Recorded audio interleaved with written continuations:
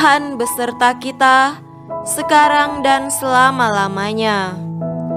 Inilah Injil Yesus Kristus menurut Matius.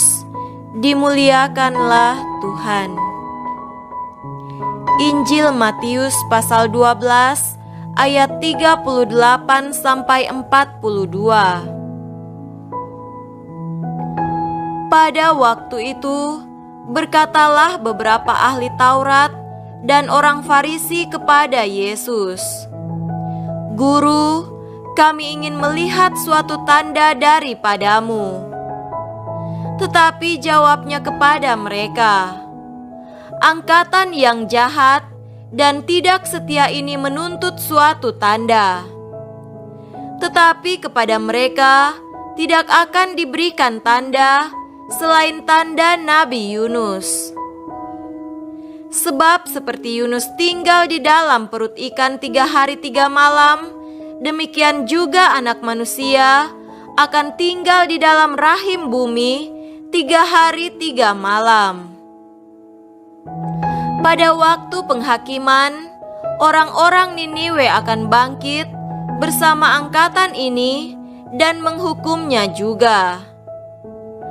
Sebab orang-orang Niniwe itu bertobat setelah mendengar pemberitaan Yunus, dan sesungguhnya yang ada di sini lebih daripada Yunus.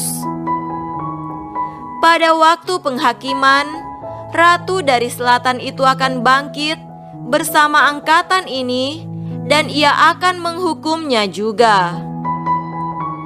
Sebab ratu ini datang dari ujung bumi untuk mendengar hikmat Salomo, dan sesungguhnya yang ada di sini lebih daripada Salomo." Demikianlah Injil Tuhan. Terpujilah Kristus.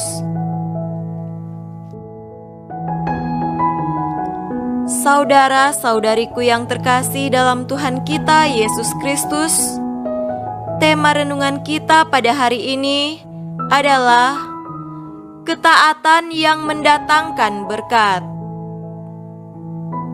Petrus baru saja membuang sauh perahunya dan membersihkan jalannya. Ia tidak saja mengalami kelelahan fisik karena bekerja semalam suntuk, tetapi juga kelelahan psikis karena tidak mendapat apa-apa. Mungkin sekali ia kecewa dan berpikir untuk pulang saja ke rumah setelah semalam-malaman bekerja sia-sia. Tapi itu tidak dilakukannya. Ia malah taat dan bersedia menolakkan perahunya untuk menangkap ikan setelah mendengar suruhan Yesus kepadanya, "Duc in altum laxaborete," yang berarti bertolaklah ke tempat yang dalam dan tebarkanlah jalamu. Sebagai nelayan berpengalaman, Petrus tentu saja tahu situasi danau dan kapan saat yang paling baik untuk menangkap ikan. Malam hari adalah momen yang tepat meskipun tidak ada jaminan, dan itu sudah terbukti ketika ia berkata kepada Yesus, "Guru, telah sepanjang malam kami bekerja keras dan kami tidak menangkap apa-apa." Tetapi semua kelelahan fisik dan psikis maupun pemahaman dan pengalaman yang hebat itu, Petrus tanggalkan ketika ia mendengar suara Yesus yang menyuruhnya untuk menebarkan jala. Menanggapi seruan Yesus itu, Petrus berujar, "Karena Engkau menyuruhnya, aku akan menebarkan jala juga."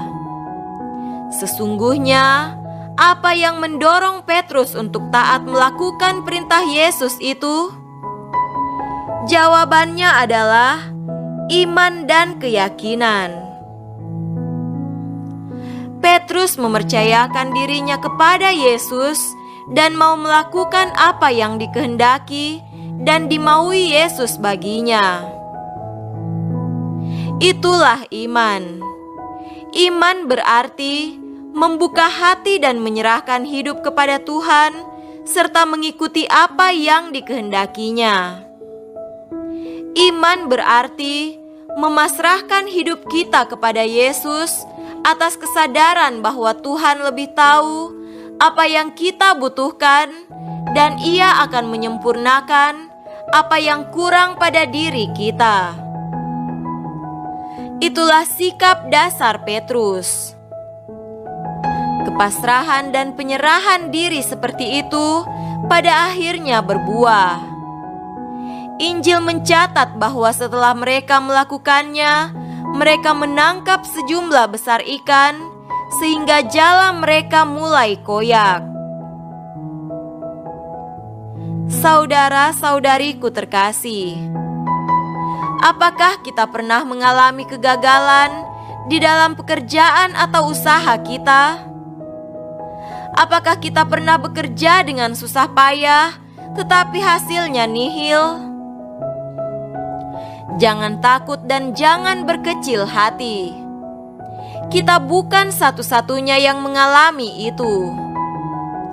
Petrus, murid Tuhan Yesus, sudah pernah mengalami hal itu.